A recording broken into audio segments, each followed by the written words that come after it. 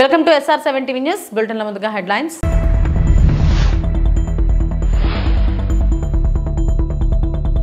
Universal health పాలసీకి AP cabinet ఆమోదం.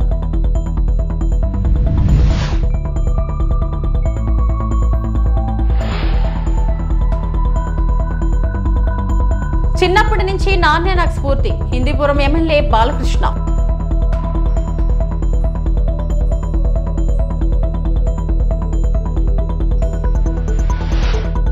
విషపు కథలు ప్రచురిస్తున్నారంటూ సజ్జల దుయ్యబాటు.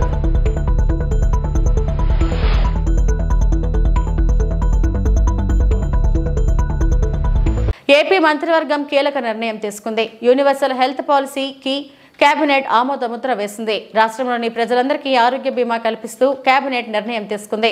సచివాలయంలో సీఎం చంద్రబాబు అధ్యక్షతన మంత్రివర్గ సమావేశం కొనసాగుతుంది. ఈ భేటీలో పలు కీలక నిర్ణయాలకు కేబినెట్ ఆమోదం తెలిపింది.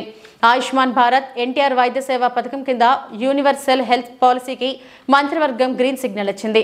దీని ద్వారా ఒక్కో కుటుంబానికి ఏడాదికి 25 లక్షల వరకు ఉచిత చికిత్సలు అందేలా కొత్త విధానానికి ఆమోద ముద్ర వేసింది.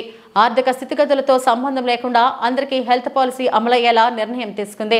రాష్ట్రంలోని 1.63 కోట్ల కుటుంబాలకు ఆరోగ్య బీమా అందేలా ప్రభుత్వం కార్యాచరణ రూపొందించింది.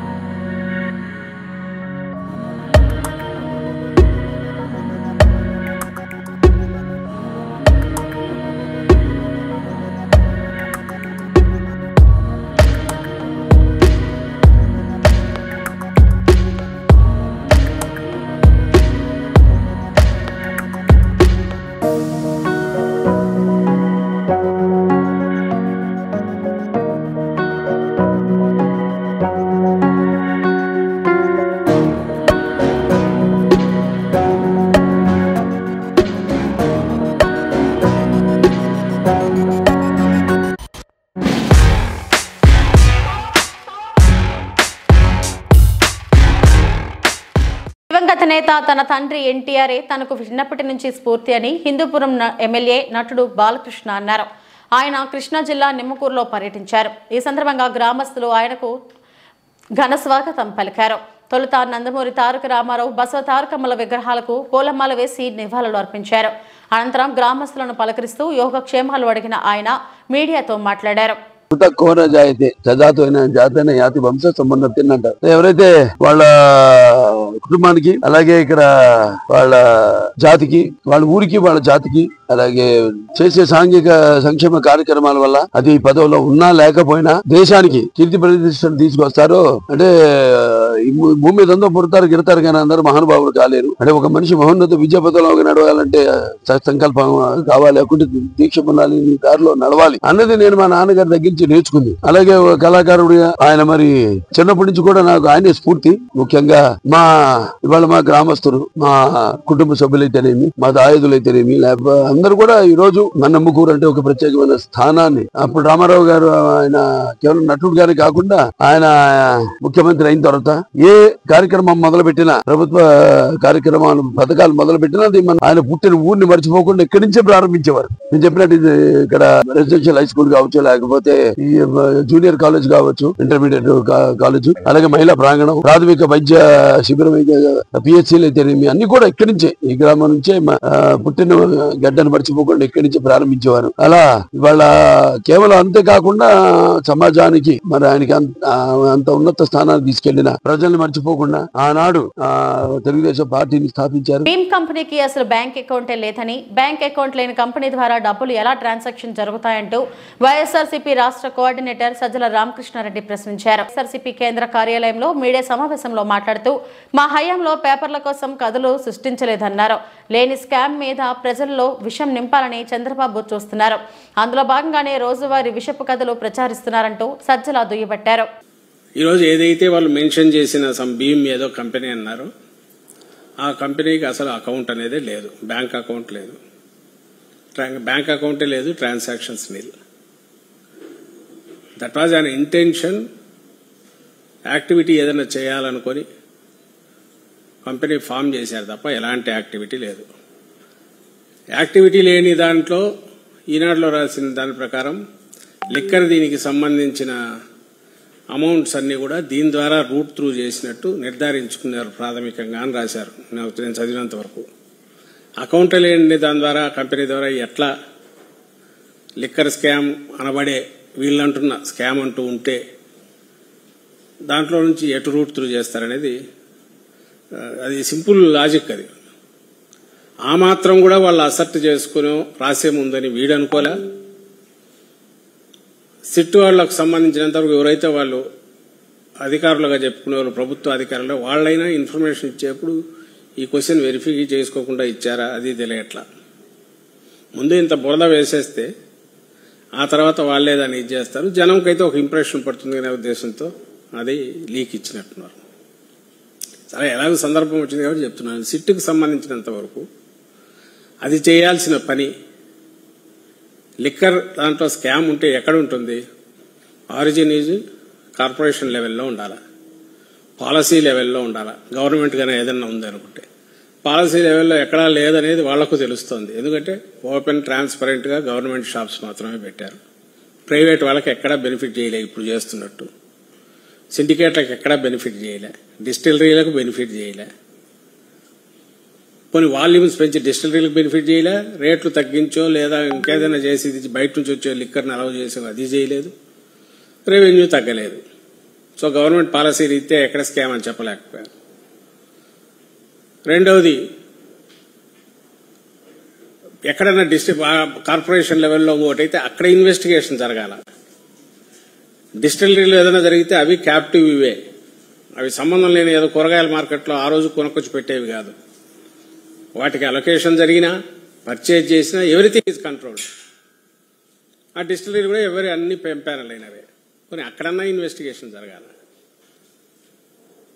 జగన్ హయాంలో ఇళ్ల నిర్మాణంలో భారీ కుంభకోణం జరిగిందని మాజీ మంత్రి టీడీపీ ఎమ్మెల్యే సోమిరెడ్డి చంద్రమోహన్ రెడ్డి విమర్శించారు. ఒక్క ఇళ్లు కూడా పూర్తి కాలేదని ఆయన అన్నారు. అదనపు ధరలతో ఐరన్ కొనుగోలు చేశారని 3,200 కోట్ల మెటీరియల్ కొనుగోలుకు ఖర్చు చేసినట్లు ఆయన పేర్కొన్నారన్నారు. లబ్ధిదారుల దొంగ సంతకాలతో మెటీరియల్ మాయం చేశారని ఆరోపించారు. దీనిపై సీఎం చంద్రబాబు విజిలెన్స్ విచారణకు ఆదేశించారన్నారు. మెటీరియల్ కొనుగోలులో 100 కోట్లు అవినీతి జరిగినట్లు నివేదిక వచ్చిందని, కేవలం స్టీల్ కొనుగోలులో 250 కోట్ల కుంభకోణం జరిగిందన్నారు. ఒక స్టిక్కర్ 630 అయితే 13 వంతులు కొట్టేశారని అన్నారు. 80% ఇళ్లను పునాది స్థాయిలో వదిలేసి పోయారని, ఒక్క ఇంటికి వాడాల్సిన సిమెంట్ ను 30 ఇళ్లకు వాడారని అన్నారు. భూముల కొనుగోళ్లను భారీగా అక్రమాలు జరిగాయని సోమిరెడ్డి చంద్రమోహన్ రెడ్డి ఆరోపించారు. గుంపగుత్తగా ఎగ్జాంపుల్ ఒక్క జేఎన్ఆర్ కన్స్ట్రక్షన్స్ ఆయన బోయిళ్ల జనార్దన్ రెడ్డి అని ఆయన సంస్థకి 1318 కోట్ల రూపాయల విలువైన 1318 కోట్ల రూపాయల విలువైన 73,255 ఇళ్ళు బాధ్యతలు ఇచ్చారు వితౌట్ ఎనీ అగ్రిమెంట్. అట్లే రాక్ క్రీట్ ఇన్ఫ్రాస్ట్రక్చర్ ఒక ఎక్స్ఎంఎల్ఏకి సంబంధించి and logistics private limited, rock Crete infrastructures and logistics private limited సంస్థకి ఒక మాజీ ఎమ్మెల్యే సంస్థకి వైసీపీ మాజీ ఎమ్మెల్యే సంస్థకి 907 కోట్ల రూపాయల విలువైన 50,319 ఇళ్ళు నిర్మాణం ఇచ్చారు. వీళ్ళిద్దరికీ 2 సంస్థలకి ఇప్పటికీ 1,200 కోట్ల రూపాయలు పే చేశారు. ఈ 2 సంస్థలకు కలిసి 2,225 కోట్ల రూపాయల వాల్యూ వర్క్స్ ఇచ్చారు. అంటే జేఎన్ఆర్కి వచ్చి 1318, రాక్రీట్ ఇన్ఫ్రాస్ట్రక్చర్కి వచ్చి 907 కోట్లు, 2 కలిపి 2,225 కోట్ల రూపాయల పనులు అప్పగించారు. దాంట్లో ఇప్పటికి 1,200 కోట్లు పే చేసేసారు. అవి ఇళ్ళు పూర్తిగాలే, స్లాబ్ వేసి ఉంటే కిటికీలు తలుపులు ఫ్లోరింగ్ చేయలే, అసలు బేస్మెంట్ లెవెల్లో ఆపేసేసేసారు. బేస్మెంట్లోనే భారీగా డబ్బులు మిగిలినాయి వాళ్ళకి. అవి ఈరోజు ఫర్ ఎగ్జాంపుల్ ఆయన బోయెండ్ల జనార్దన్ రెడ్డికి 73,000లో 34,676 ఇళ్ళు పూర్తి చేశాను అన్నాడు. ఆ ఇళ్ళు పోయి చూడండి, తలుపులు కిటికీలు కూడా బిగించలే. బోయెండ్ల జనార్దన్ రెడ్డి కంపెనీకి 660 అంటే 4 కంపెనీల పేర్లు పెట్టాడు ఆయన. 666 కోట్లు నగదు రూపంలో చెల్లించారు, 110 కోట్ల రూపాయలు సిమెంట్ రూపంలో చెల్లించారు, 152 కోట్లు స్టీల్ రూపంలో చెల్లించారు, 18,50,00,000 ఇసుక రూపంలో చెల్లించారు. మొత్తం కలిసి 951 కోట్లు. రాక్రీట్ కన్స్ట్రక్షన్స్ 50,390 ఇళ్ళు వాళ్ళు చేపట్టారు. వీటిలో అరకొర ఓన్లీ 2,011 ఇళ్ళు పూర్తయినట్టు చూపించారు. అసలు కొన్ని ఇళ్ళు మొదలు పెట్టలే.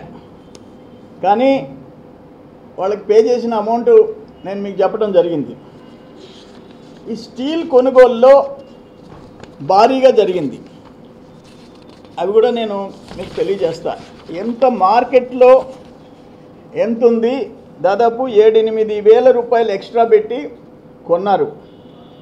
ఇక్కడ ఏంటంటే ఆప్షన్ 3లో వాటిల్లో MS door frames, windows, door shutters, electrical వస్తువులు, toilet pans, PVC overhead tanks, Warli arts అంటే ఆ స్టిక్కరు జగన్మోహన్ రెడ్డి స్టిక్కర్ వేసేదానికి అన్నీ కలిపి 302 కోట్లు ఖర్చు పెట్టినట్టు. తిరుపతి జిల్లా SP Harshavardhan Raju Gudur police sub డివిజన్లోని పలు పోలీస్ స్టేషన్లలో తనిఖీలు చేశారు. ఈ సందర్భంగా ఎస్పీ హర్షవర్ధన్ రాజు మాట్లాడుతూ వెంకటగిరిలో రాష్ట్ర పండుగ శ్రీ పోలేరమ్మ జాతర ప్రారంభం కాబోతున్నందున జాతరకు సంబంధించి భద్రతా ఏర్పాట్లను పరిశీలించడం జరిగిందని, అనంతరం గూడూరు డీఎస్పీతో కలిసి 1 టౌన్, 2 టౌన్, రూరల్ పోలీస్ స్టేషన్లను తనిఖీ చేశారు. ఈ తనిఖీల్లో భాగంగా పోలీస్ అధికారులు పనితీరు పరిశీలించామని, తాను తిరుపతి జిల్లా ఎస్పీగా బాధ్యతలు స్వీకరించిన తర్వాత విజువల్ పోలీసింగ్ పై ఎక్కువ దృష్టి సారించానని ఆయన తెలియజేశారు. రౌడీ షీటర్ శ్రీకాంత్ కి సంబంధించిన నేర వ్యవహారాలపై ఆయన స్పందిస్తూ శ్రీకాంత్ పై నెల్లూరు జిల్లాలో కేసులు రిజిస్టర్ అయి ఉన్నాయని, ఇక్కడ రిజిస్టర్ కేసులు లేనప్పటికీ ఇటీవల అతని నేర కార్యకలాపాలకు సంబంధించిన వార్తలు బయటకు వచ్చిన నేపథ్యంలో అతనికి సంబంధించిన వారిపై నిఘా ఉంచామని, సూళ్లూరుపేటలో రజనీష్ హత్యపై ఎస్పీ స్పందిస్తూ ఈ కేసుకు సంబంధించి రీఇన్వెస్టిగేషన్ చేస్తున్నామన్నారు.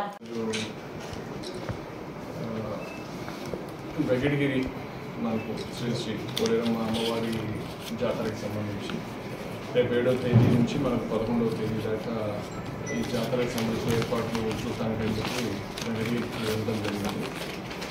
సో అక్కడి నుంచి గూడూరు టౌన్లో ఉన్నటువంటి police stations, rural police station అన్నీ కూడా ఒకసారి డిఎస్పీ గారితో పాటు తనిఖీ చేసి ఒకసారి స్టేషన్స్ పనితీరు ఎలా ఉంది, ఆఫీసర్స్ ఏదైతే ప్రయారిటీస్ ఉన్నాయో ఆ ప్రయారిటీస్ ప్రకారం వర్క్ చేస్తున్నారు లేదా అనే దాని మీద ఈరోజు స్టేషన్కి రావడం జరిగింది. సో దాంట్లో భాగంగా ఇప్పుడు rural, then next 1 town, 2 town police station, అట్లాగే వాకాడు అవి కూడా చూసుకొని పోతాం. అయితే నేను జిల్లా ఎస్పీగా ఛార్జ్ తీసుకున్న తర్వాత విజిబుల్ పోలీసింగ్ మీద ఎక్కువగా దృష్టి పెట్టడం జరిగింది. సో పలు అంశాలపైన మా పోలీసు సిబ్బంది ఆఫీసర్స్తో సహా అందరూ కూడా ప్రజలకి అందుబాటులో ఉంటూ బయట ఎక్కువగా తిరుగుతూ ప్రజల సమస్యల్ని తెలుసుకుంటూ వాళ్ళకి మేము ఉన్నాము అని భరోసా ఇచ్చే విధంగా ఉండాలనేది వాళ్ళకి చెప్పడం జరిగింది. సో దాంట్లో భాగంగా పలు కార్యక్రమాలు చేయడం జరిగింది. పల్లె నిద్ర కార్యక్రమాలు కావచ్చు, ఇక్కడ ఉన్నటువంటి వాకింగ్ కోసం వచ్చేటటువంటి ఎల్డర్స్ తోటి మా వాళ్ళు వెళ్ళి మాట్లాడేది కావచ్చు, తర్వాత నైట్ టైం ఏరియాలో ఎక్కువ విజిబుల్గా ఉంటూ ఏదైతే సస్పీషియస్గా పర్సన్స్ ఉన్నారో వాళ్ళని తీసుకొని వచ్చి వాళ్ళ ఫింగర్ ప్రింట్స్ని కలెక్ట్ చేసే విధంగా కావచ్చు, తర్వాత బయట తాగుబోతులు ఉండేటువంటి ప్రదేశాలు అవన్నీ చూసుకొని వాటిని శుభ్రం చేసేటటువంటి ఇది కావచ్చు, అట్లాగే గాంధాదానికి సంబంధించి కూడా ఎక్కడైనటువంటి స్థావరాలు ఉంటే వాళ్ళు ఎవరైనా ఉంటే వాళ్ళ మీద గట్టిగా మనము ఎన్ఫోర్స్మెంట్ కావచ్చు, ఇట్లా పలు అంశాలపైన మా వాళ్ళకి ఎప్పటికప్పుడు సిబ్బందికి ఇన్స్ట్రక్షన్స్ ఇవ్వడం జరుగుతూ ఉండే. సో దానికి సంబంధించి కూడా మా సిబ్బంది కూడా దానికి తదనుగుణంగా ఎన్ఫోర్స్మెంట్ చేసుకుంటూ వస్తున్నారు. ఇంకా ఇంప్రూవ్ కావాల్సినటువంటి అవసరం ఉందనేది మా భావన. ఎందుకంటే ఎప్పుడు కూడా మనకు ఇంప్రూవ్ అయ్యేదానికి అవకాశం ఉంటూనే ఉంటుంది. కాబట్టి ఇంకా వాళ్ళ పనితీరు ఇంకా ఇంప్రూవ్ చేసుకోవాల్సిన అవసరం ఉందని చెప్పి మా భావన. అట్లాగే ప్రాపర్టీ ఎన్టీఆర్ జిల్లా పెనుకంచిప్రోలు పర్యావరణ పరిరక్షణలో భాగంగా పచ్చదనం కార్యక్రమం మొక్కలు నాటిన ఎమ్మెల్యే శ్రీరామ్ రాజగోపాల్. జగ్గపేట నియోజకవర్గంలోని పెనుకంచిప్రోలు గ్రామంలో శ్రీ గోపయ్య సమేత లక్ష్మీ తిరుపతమ్మ అమ్మవారి దేవస్థానం పరిసర ప్రాంతంలో పర్యావరణ పరిరక్షణ పచ్చదనం కార్యక్రమం నిర్వహించారు. ఈ కార్యక్రమంలో ముఖ్య అతిథిగా పాల్గొన్న శాసనసభ్యులు శ్రీరామ్ రాజగోపాల్ ముందుగా గణపతి నవరాత్రులలో భాగంగా పూర్ణాహుతి కార్యక్రమంలో పాల్గొని అమ్మవారిని దర్శించుకున్నారు. అనంతరం ప్రత్యేక పూజలు చేసి స్వయంగా మొక్కలు నాటారు. ఆలయ ప్రాంగణం పచ్చగా శోభాయమానంగా మారాలనే లక్ష్యంగా తీసుకుని ఈ కార్యక్రమం చేపట్టిన ఎమ్మెల్యే పర్యావరణ పరిరక్షణ కోసం ప్రతి ఒక్కరూ చెట్లు నాటాలని, వాటిని సంరక్షించాలని ప్రజలకు పిలుపునిచ్చారు. ఈ కార్యక్రమంలో చింతల సీతారామయ్య, కర్ల వెంకటనారాయణ, కర్ల నాగేశ్వరరావు, దూళ్లిపాళ్ల లక్ష్మణరావు, గజ్జి కృష్ణమూర్తి, జిల్లేపల్లి సుధీర్, చెంచు రమేష్, గింజపల్లి గోపి, కొత్తపల్లి సతీష్, నల్లపునేని కొండ, నోతలపాటి వెంకటేష్, మాదినేని వెంకట్రావు, కాకాణి శేషగిరి, కొల్లిపాక బ్రహ్మం తదితరులు పాల్గొన్నారు.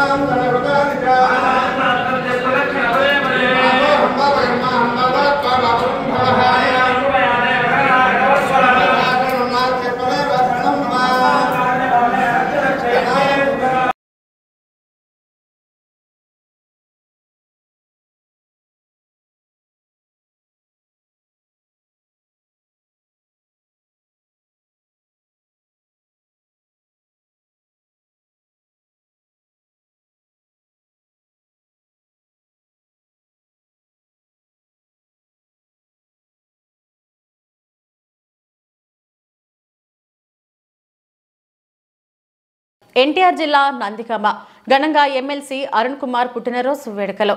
నందిగామ వైఎస్ఆర్ కాంగ్రెస్ పార్టీ కార్యాలయంలో పార్టీ నాయకుల సమక్షంలో కేక్ కట్ చేసి ఎమ్మెల్సీ అరుణ్ కుమార్ కి జన్మదిన శుభాకాంక్షలు తెలియజేసిన మాజీ శాసనసభ్యులు డాక్టర్ మొండితోక జగన్మోహన్ రావు.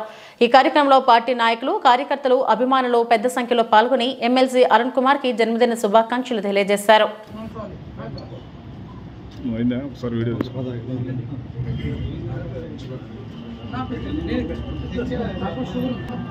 వర్ధిల్లాలి జగన్మోహన్, వర్ధిల్లాలి డాక్టర్ గారి నాయకత్వం, వర్ధిల్లాలి అరుణ్ కుమార్ గారి నాయకత్వం.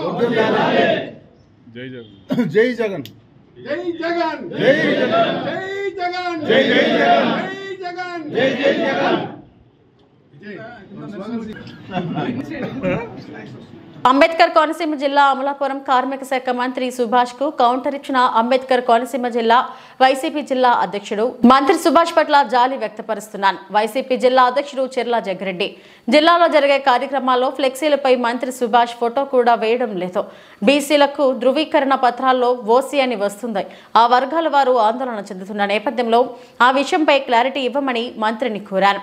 ఇందులో తప్పేమి ఉంది? ఎన్నికల సమయంలో ఎస్సీ బీసీలకు 50 సంవత్సరాలకే పెన్షన్ ఇస్తామని చెప్పారు. మరి ఆ విషయంపై ముఖ్యమంత్రిని అడిగి మంత్రి స్పష్టత ఇవ్వాలి. ప్రతిపక్షంగా మా బాధ్యతలను మేము నిర్వహిస్తున్నాం. అవగాహన లేకుండా మాట్లాడటానికి నేనేమి డైరెక్ట్గా మంత్రినైన వాడినేం కాదు. ప్రజల కష్టాలను తెలుసుకుని మాట్లాడతానని జగ్గిరెడ్డి అన్నారు. అదే నేనైతే ఆయన పట్ల జాలిని వ్యక్తపరుస్తూ ఉన్నాను.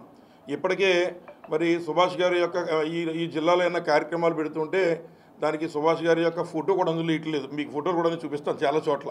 అంచేత ఆయనకి ఆ బాధ ఉంటుంది.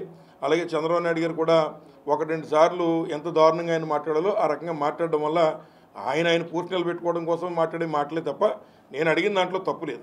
ఎంచేతంటే ఈ జిల్లా నుంచి ఆయన ఒక బలహీన వర్గాలకు చెందిన నాయకుడిగా మరి ఆయన గతంలో కూడా ఉన్నారు కనుక ఏదైతే ఒక ఆలోచన ఇక్కడ ఉన్నటువంటి సెట్టిబల్లి సోదరులు వారిని ఓసీల్లో కలిపారు అనేటువంటిది ఏదైతే వస్తుందో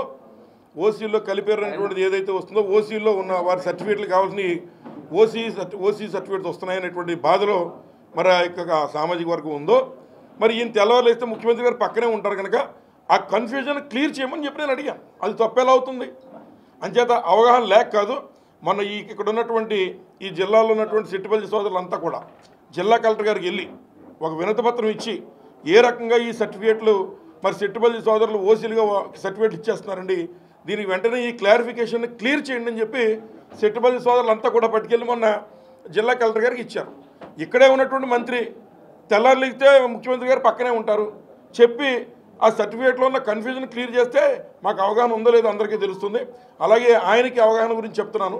ఏదైతే మరి మొన్న ఒక ఎన్నికల హామీల్లో ఇచ్చిన హామీ ఎస్సీ సోదరులకి బీసీ సోదరులకి 50 సంవత్సరాలకే పెన్షన్ ఇస్తామని కూడా చెప్పారు. ముఖ్యంగా మరి మీ బీసీ సోదరులు చాలామంది అడుగుతున్నారు ఇవాళ. అంచేత ముఖ్యమంత్రి గారు పక్కనే ఉంటారు కనుక ఆయన కూడా విషయ పరిజ్ఞానం కొంచెం తెలుసుకుని ఇవన్నీ కూడా తెలుసుకుని అవసరమైతే ముఖ్యమంత్రి గారిని అడిగి అవి కూడా తేవాలని మేము అడిగాం. ప్రతిపక్షంగా మా బాధ్యత మేము చేస్తున్నాం తప్ప ఇందులో అవగాహన లేకుండా చేయడానికి నేనేం డైరెక్ట్గా మంత్రి అయిన ఏం కాదు, ఇదైన కాదు. నేను 2-3 సార్లు శాసనసభ్యుడిగా చేశాను. ప్రజలకు కష్టాల్లో తెలుసుకుని మాట్లాడుతుంటాను. గ్రౌండ్ నుంచి వచ్చిన వాడు కనుక ఆ రకమైన ఇబ్బంది మాకు లేదు. ముందు వారికి ఆ కన్ఫ్యూజన్ నుంచి ముందు ఆయన బయటపడాలని చెప్పి మేము కోరుతున్నాం. ఇవి ఇప్పటివరకు నా బులెటిన్ అప్డేట్స్. నమస్తే.